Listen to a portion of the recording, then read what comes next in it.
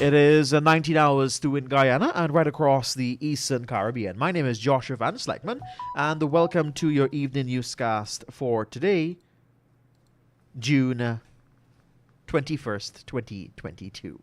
Let's get to the news in details.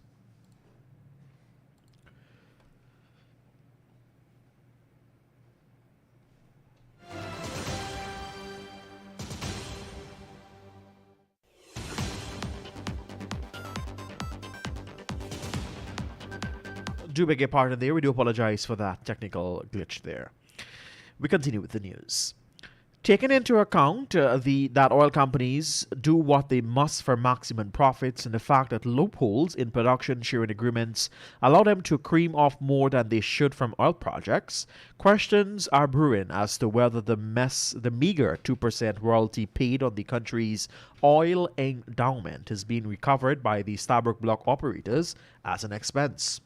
Vice President Barrett Jagdeo was unable to say whether ESSO is in fact recovering the sums paid as royalty.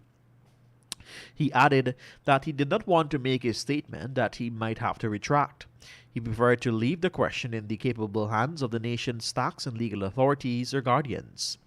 Leader of the opposition, Aubrey Norton, said that the Stabroek Block PSA doesn't make royalty recoverable, but the smaller blocks have an unusual clause in place that makes royalty recoverable in that regard. According to the understanding of former Minister of Infrastructure and current Shadow Oil and Gas Minister David Patterson, Guyana's 2% royalty is not supposed to be recovered by the oil company. Leader of the AFC and former Security Minister Kemraj Ramjatan submitted that during the coalition government's handling of the PSA, there was no provision in the document for Exxon to reclaim the 2% royalty. As such, he says that he is quote-unquote unaware that the payment is recoverable. Citing the daily debts that continues to rack up as Guyana forges ahead with the production of its oil, coupled with the astonishing deal it accepted from ExxonMobil, international lawyer Melinda Janke believes that the country may already be in the midst of oil curse called the Dutch disease. Janke explained that 4 years ago, when she pronounced that the oil makes Guyana poorer rather than richer, the population was opposed to her comments.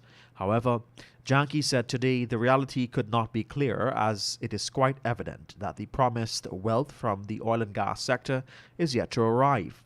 In fact, she pointed out Guyana is raking up debts that have to be paid to Exxon out of Guyana's oil, and so that this vast wealth that were promised will never arrive. At the rate ESSO has envisioned the developments that one already identified would see the country repaying ExxonMobil at least $75 billion to develop, which should mean that the country would be repaying debts on that amount until 2070.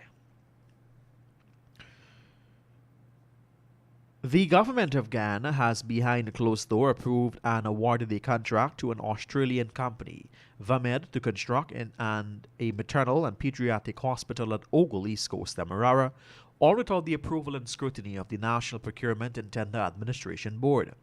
On Wednesday last, the country's Vice President Barrett Jagdeo announced that the Austrian company, has been awarded the contract for the works.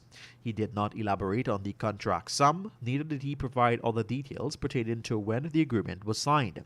Advisor to the Minister of Health, Dr. Leslie Ramsamy, confirmed that the project was not tendered for. In fact, he detailed that the contract is a quote-unquote special one. And finally, at this time, the opposition's call for the swearing-in of the Public Procurement Commission have effectively gotten louder following damning allegations made against Vice President Barrett Jagdeo and the government that bribes are paid by Chinese investors for the awarding of hefty development projects in the country. Just last week, opposition members of the Parliamentary Public Accounts Committee made earnest call for President Irfan Ali to activate the PPC, some 2 months after the National Assembly approved the names of members to sit on the constitutional body. In light of the recent revelations from Vice News, members of Parliament of the PAC Chairman German Figuera has reiterated demands for the PPC while call for a full investigation into the accusations made against the Vice President. And with that, we've come to the end of your evening newscast on Kaieteur Radio 99.1 and 99.5 FM. Stay with us. Coming up after the break, it's going to be announcement of deaths, followed by the National Outlook with GHK Lal.